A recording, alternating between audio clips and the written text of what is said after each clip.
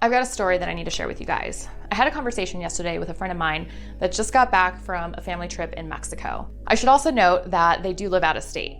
So when they were on their flight coming home, the wife realized that she didn't have her wedding bands on. She had her engagement ring, but not the two bands. Well, when they got home, they tore apart every piece of clothing and luggage looking for them.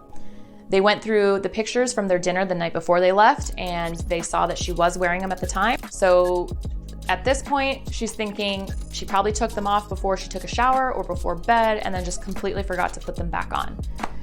They quickly called the resort, and of course, the rings are nowhere to be found. They even called before someone else checked in and didn't have any luck. So knowing my background and experience with insurance, they asked me if their homeowner's policy would cover the lost jewelry. I advised them that yes, homeowners policies do have jewelry coverage. However, they have limitations usually between $1,500 to $2,500 unless you schedule the jewelry, which would have required an appraisal that was completed within the last 3 years from the time they actually insured the rings.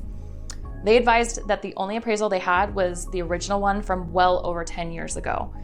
So I had them pull up their homeowner's policy on the phone, and so I could tell them what to look for, and sure enough, they had a $2,500 limit on their homeowner's policy.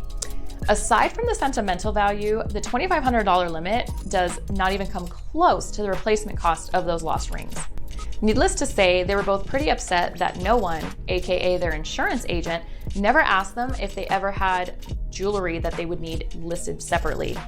Keep in mind, jewelry isn't the only item that has a limit on homeowners and renters policies. Firearms also have lower limits. A good insurance agent will go over these questions with you to make sure you have enough coverage for your most valuable possessions. There are options such as adding a jewelry rider to your homeowners or renters insurance, or you can even look at having a separate policy, a personal articles policy, which would insure your valuables up to their appraised value. Either of these options would be subject to a deductible, just like your home or auto policy, in the event of an actual claim. So moral of the story is just make sure your insurance agent is asking you all the right questions and you're providing any of this vital information when you're shopping your insurance. So if you've got fine jewelry, fine arts, anything of that nature, you just want to make sure you let your agent know. You can click the link below to get in touch with one of our agents to discuss options or go over any questions you have. You can drop your comments below. And as always, make sure you hit that like and subscribe button.